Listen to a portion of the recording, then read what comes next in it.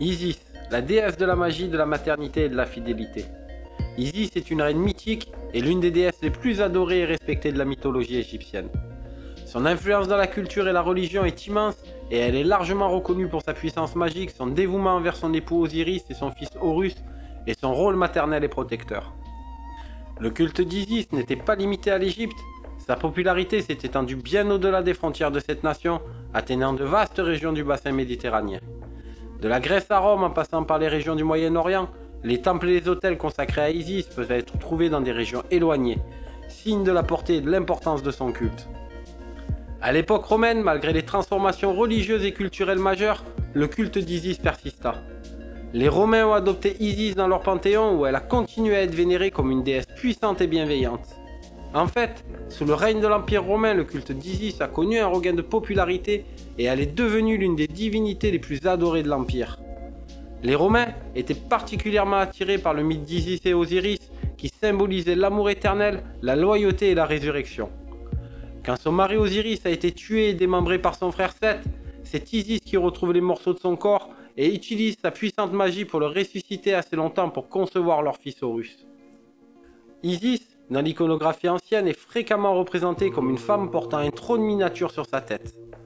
Ce trône, dans la culture égyptienne, est plus qu'un simple siège pour les monarques. Il est un symbole puissant de l'autorité et du pouvoir. En abordant ce trône, Isis signifie non seulement sa position de reine, mais aussi son rôle important en tant que soutien du pouvoir royal. Elle incarne la légitimité du trône et est par conséquent un symbole du pouvoir royal égyptien. Dans d'autres représentations, Isis est montrée portant des cornes de vache et un disque solaire entre elles, ce qui symbolise sa connexion avec la fertilité et le pouvoir solaire. Les cornes de vache sont comme un symbole universel de la maternité et de la fertilité lié à l'image de la vache comme nourricière.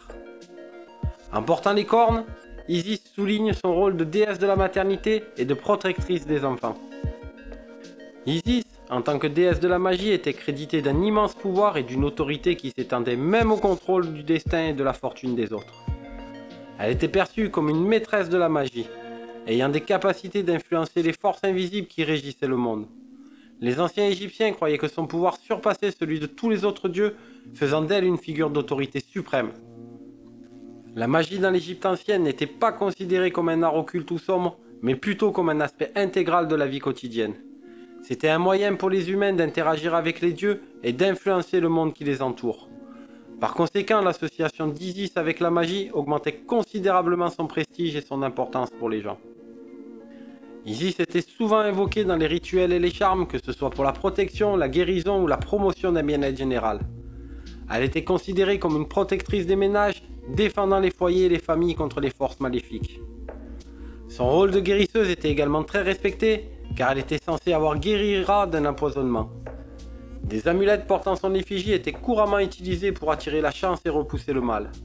C'était une pratique courante parmi les anciens Égyptiens de porter des amulettes d'Isis pour bénéficier de sa protection et de son soutien. En tant que mère d'Horus, Isis était également vénérée comme la mère divine par excellence. Elle était souvent représentée en train d'allaiter le jeune Horus. Ces représentations artistiques d'Isis allaitant Horus ont joué un rôle essentiel dans la formation de sa réputation de mère dévouée et aimante. Cela reflète non seulement son amour pour son propre fils, mais aussi sa bienveillance universelle et son rôle en tant que protectrice de tous les enfants. En effet, le jeune Horus en tant que dieu-enfant était lui-même un symbole de vulnérabilité. Isis était fréquemment invoquée par les femmes pour la protection et la santé de leurs enfants. Dans une société où le taux de mortalité infantile était élevé, Isis était perçue comme une figure maternelle céleste, offrant sa protection et sa bénédiction à ceux qui sont dans le besoin. Les mères égyptiennes imploraient Isis pour sa miséricorde et sa protection, confiant la sécurité de leurs enfants à sa bienveillance divine.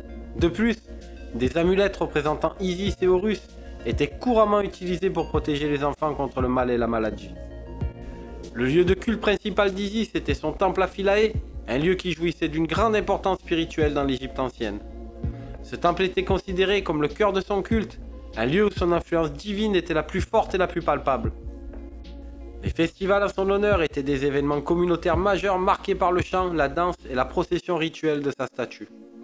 Ces rituels étaient une partie intégrante de la célébration d'Isis, avec des chants dédiés qui glorifiaient la déesse et ses exploits. Ces chants étaient souvent accompagnés de musique et de danse, créant une atmosphère de joie et de dévotion. La procession rituelle de la statue d'Isis était un autre point fort de ces festivals. La statue, considérée comme une manifestation de la déesse elle-même, était portée à travers la ville dans une procession solennelle. Ce rituel symbolisait la présence d'Isis parmi son peuple et permettait aux fidèles de se rapprocher de la déesse.